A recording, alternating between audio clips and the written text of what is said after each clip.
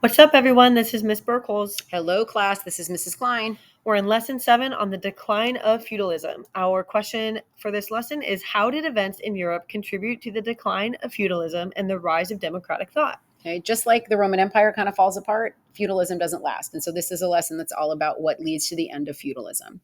Okay, there's vocabulary terms this week as well, you guys. They are bubonic plague, habeas corpus, heretic, 100 Years' War, Magna Carta, and model parliament. Starting in our introduction, several key events contributed to the decline of feudalism in Europe from the 12th through the 15th centuries. You will explore three of these causes: one, political changes in England; two, a terrible disease; and three, a long series of wars. All right, in England, several political changes in the 12th and 13th centuries helped to weaken feudalism.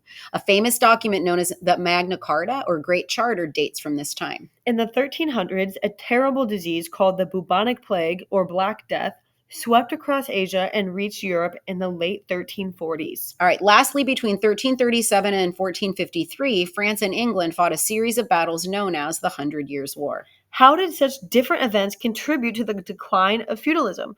What social and political changes occurred as feudalism weakened? In this lesson, you'll find out. All right, you guys, Section 1, Political Development in England.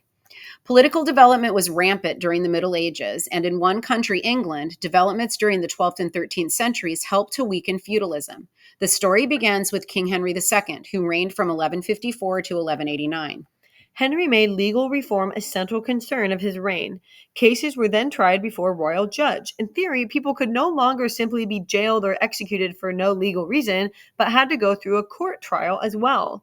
These reforms strengthened the power of royal court at the expense of feudal lords. Henry's effort to strengthen royal authority led to a serious conflict with the Catholic Church. Henry's action led to a long, bitter quarrel with his friend Thomas Becket, the Archbishop of Canterbury. In 1170, four knights, perhaps seeking the king's favor, killed Becket in front of the main altar of Canterbury Cathedral. In 1199, Henry's youngest son, John, became King of England. John soon made powerful enemies by losing most of the lands the English had controlled in France. In June 1215, angry nobles forced a meeting with King John in a meadow called Runnymede, besides the river Thames, outside of London. There, they insisted that John put his seal on a document called Magna Carta, which means Great Charter. Magna Carta was an agreement between the nobles and the monarch. The nobles concurred that the monarch could continue to rule. For his part, King John agreed to observe common law and the traditional rights of the nobles and the church. He also agreed that no free man could be jailed except by the lawful judgment of his peers or by the law of the land. This idea eventually developed into a key part of English common law known as habeas corpus. In 1295, Edward I, King John's grandson, took a major step toward including more people in government. Edward called together a governing body called the Model Parliament that included commoners and lower-ranking clergy, as well as the high-level church officials and nobles. All right, these political changes contributed to the decline of feudalism in two ways. Some of the changes strengthened royal authority at the expense of the nobles. Others eventually shifted some power to the common people. Magna Carta established the idea of rights and liberties that even a monarch cannot violate. All these ideas formed the basis for the development of modern democratic institutions. All right, let's talk now about that bubonic plague, you guys. Another reason for the decline of feudalism was the bubonic plague, which affected all of Europe. The bubonic plague first struck Europe from about 1346 to 1351. Historians suspect that the plague began in Central Asia, possibly in China, and spread throughout China, India, the Middle East, and eventually to Europe. Symptoms or signs of the plague included fever, vomiting, fierce coughing and sneezing fits, and egg-sized swellings or bumps called buboes. The dirty conditions in which people lived contributed significantly to the spread of the bubonic plague. Terrified people falsely blamed the plague on everything from the position of the planets to lepers and to Jews. All right. Some historians estimate that 24 million Europeans died of the plague, about a third of the entire population. The deaths of so many people accelerated or sped up changes in Europe's economic and social structure, which contributed to the decline of feudalism. After the plague, there was a shift in power from nobles to the common people. One reason for this change was a desperate need for workers because so many people had died. After the plague, a number of peasant rebellions also broke out. When nobles tried to return to the system from before the plague, resentment exploded across Europe. Between 1337 and 1453, England and France fought a series of battles for control over lands in France.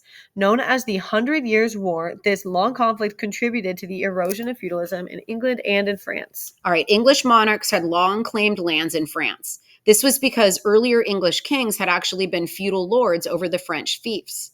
French kings now disputed these claims. Despite often being outnumbered, the English won most of the early battles in the war. The French slowly chipped away at the territory that the English had won in the early years of the war. Another reason for increased French resistance was a new sense of national identity and unity. In part, the French were inspired by a 17-year-old peasant girl known today as Joan of Arc. In 1429, Joan led a French army to victory in the Battle of Orléans. The following year, the Maid of Orléans was captured by English allies. The English pushed certain church leaders to accuse Joan of being a witch and a Heretic. heretic and Yep. to burn her at the stake. Okay, Joan of Arc's heroism changed the way many French men and women felt about their king and nation. The Hundred Years' War contributed to the decline of feudalism by helping to shift power from feudal lords to monarchs and to common people. All right, in addition, changes in military technology reduced the need for nobles, knights, and castles. The new feeling of nationalism also shifted power away from lords. Finally, the war created a new sense of national unity and patriotism on both sides. In this lesson, you have explored three key events that contributed to the decline of feudalism in Europe in the late Middle Ages. All right, political developments in England. Henry II's legal reforms strengthened English common law and the role of judges and juries. Magna Carta established the idea of rights and liberties that even a monarch cannot violate. It also affirmed that monarchs should rule with the advice of the governed. Edward I's model parliament gave a voice in government to common people as well as nobles. The bubonic plague. The bubonic plague killed about 1/3 of the people of Europe. After the plague, the need for workers to rebuild Europe led to a slight shift in power from feudal lords to the common people. All right, finally, the Hundred Years' War.